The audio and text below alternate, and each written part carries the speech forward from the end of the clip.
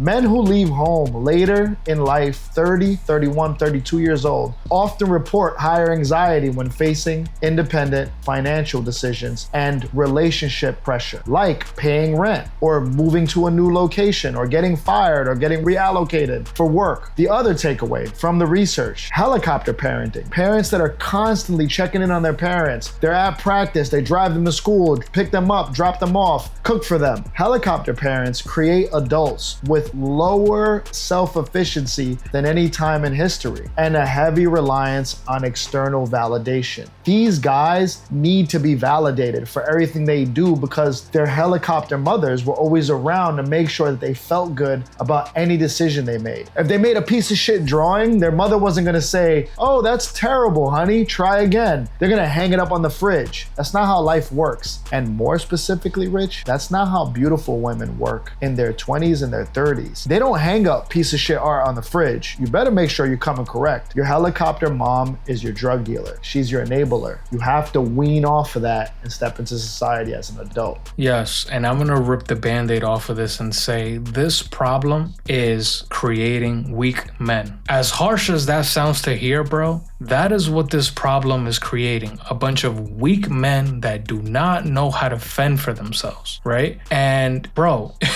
I'm at a loss for words because I feel like my circumstances in life just were the complete opposite for this. I've had to fend for myself since I was, 5, 6 years old, helping my mom bring up the groceries in an apartment building, on WIC, on Medicaid, on all the possible financial government assistance you can possibly have. And I came out the womb with friction, bro. That's why when I operate, I'm 10 toes down on every decision I make, every decision, financial, physical, whatever decision I decide to make, I'm confident that I am choosing a decision based on previous history of things that I've been through. So I know not to touch the stove because I'm going to get burned. You know what I mean? I know all the basic fundamentals of someone who's been through a difficult upbringing and knows that life is not that cookie cutter. Life is not this cushy comfort world where everything is sunshine and roses and nothing bad is ever going to happen and people don't die and you're never going to lose all your money and you're never going to be fired from a job. Shit in life happens, bro. And if you don't have the dynamic ability to adjust with life's turmoil, you're going to have a hard time managing life. My rebuttal to that is one of the Steelman arguments that I'm reading here. I think it's perfectly aligned with what you just said when you were saying life is getting tough or life is tough. The person that is enjoying the luxuries and the benefits of living at home until their mid to late 30s, which is fine. If the house is big enough and you're not an inconvenience and you pay rent, I don't see nothing wrong with that. But we're talking about someone that has had a moment of truth, an honest moment with themselves, and admitted something is wrong in my life. I'm not getting the fruits that come with adulthood because of the helicopter mother that I have, the toxic love and the toxic comfort that comes from my mother. Something is off. Unless you have that honest moment, we can't really point you in the direction of the last 40 minutes of this episode. All we can do is say, cool, if you're happy, we're happy. A salute, live your life. But if you do feel that discomfort and if you are having an honest moment with yourself, then this advice is for you. This feedback is for you. You have to start where you stand. And this is the truth of your situation because the average young man that doesn't see a problem, Rich, is saying this exactly. I'm reading verbatim. I work from home. I stay out of my mom and dad's way. The house is big enough. And if I don't have to go and drive to work because I work from home, I don't have to pay a car note. So I have been afforded with the luxuries of not have to deal with friction, rejection, and life is pretty convenient for me. Why would I want to go out into the world and create all this debt, friction, and responsibilities if I'm already managing my life as is? Yeah, I think this person has it misconstrued, right? We're not saying, obviously, if you're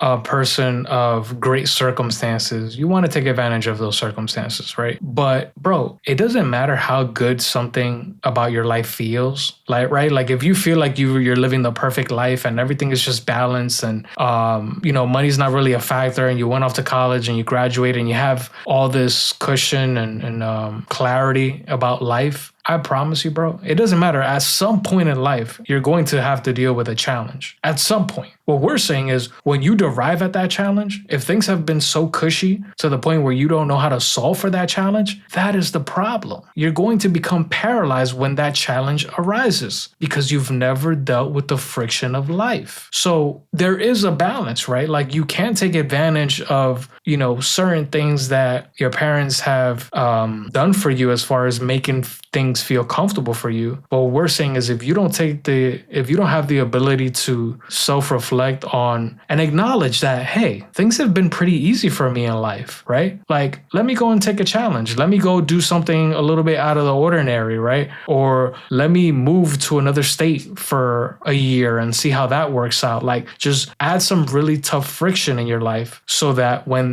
life's challenges does arise, you know how to solve for those challenges. Rich, I'm going to give our listeners a little preview into the next episode I wanted to pitch you, but I'm going to pitch you in real time here because Rich and I usually consult on what we want to talk about. The crisis of purpose. And the reason why I love that subject is because this crisis of purpose is only going to get worse with the automation of AI, agentic robots, and even desktop agents. Less and less people are doing the job that makes them feel like a person that is helping the greater village solve a problem. And that's what I do. I'm the guy who catches the meat of the day. I'm the person that cooks the meat of the day. I'm the person that protects the family. With a lot of automation and agentic platforms, we're seeing a reduction in purpose. People, men and women, feeling less and less purpose in their life. So what you just said, Rich, made me think of this topic that we're going to cover in a future episode. That's more about losing your job and government assistance. This is about purpose. But this is the version of it that exists right now. If you live in a fully comfortable home with everything for you, you're not going to notice it in your late 20s or even in your early 20s because you're thinking, fuck, this is the way it should be. I'm a young man. My mom's helping me until I get to my next stage. Cool. I'm not mad at that. Like you said, Rich, if you feel good about it, fuck it. We're not really talking to you. But if you're somebody that's starting to get that idea, like, man, every time I meet a girl, I take her on a few dates, we hit it off and she's not hitting me back. My friends are doing things that I see on social media that I haven't really done before. And I'm starting to feel like a way about it because I've never been met with that challenge. That's purpose. You lack purpose. You don't have a reason to live. And it's correlated to a lot of these issues. One thing we talk about here, Rich, is a lot of these episodes are gateways to young men that find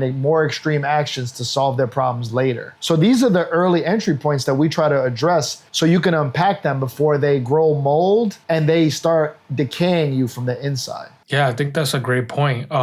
Exactly what you just said, just like even when you do become a little bit more independent and you do deal with life's friction, what ends up happening if you don't know how to solve for that friction? Loneliness, depression, anxiety, fear, right? Like all these pillars that we've always tied back to one of our show pillars, which is like male loneliness. It's like you feel lonely because you don't know how to solve for life's friction because your parents have made things so cushy for you. Let's reinsert the mother and the father into this situation. But for the sake of this episode, let's reinsert the mother in this situation. You're 32 years old. You live with your family. You live with your mother. Your mother is your best friend. You're someone that you talk to her about everything. You're constantly telling her that your dating life is not going the way you want it to go. You meet girls, but nothing happens. So your mother has deep empathy. She raised you. You're her favorite boy. She serves you 2 extra scoops of rice because she loves you so much. But she's never going to tell you the truth. You get ghosted on a date you were supposed to go on for a Saturday night. Meanwhile, your mom and your dad have Mark Anthony tickets to go to the Mark Anthony concert, and they're in their 60s, and they want to enjoy their Saturday night. Guess who's the +1 on their date? Because mom is fighting with dad, because Gary is in a bad place. We need to help him out. He's sad. He feels lonely. Bro, you don't even realize how you not addressing what's priority number 1 in your life is affecting everything else. It's a domino effect. No, you know what? That made me think of like, there's a bias there. Like, I know we said that we don't want to villainize the mom, but think about how many moms say, oh, I don't want Jeffrey to leave the house. So I'm going to make things as comfortable as possible for him. I'm not ready for my boy to go out into the real world. I don't think he's ready to be on his own. So if that's your main source of truth for information, then you ever seen the movie Bubble Boy in the 90s where like the dude just lived in a bubble his entire life, bro? Or like the Water Boy, right? Like my mama said like it was always like there's this bias that come from your mother in the way of information. And it's,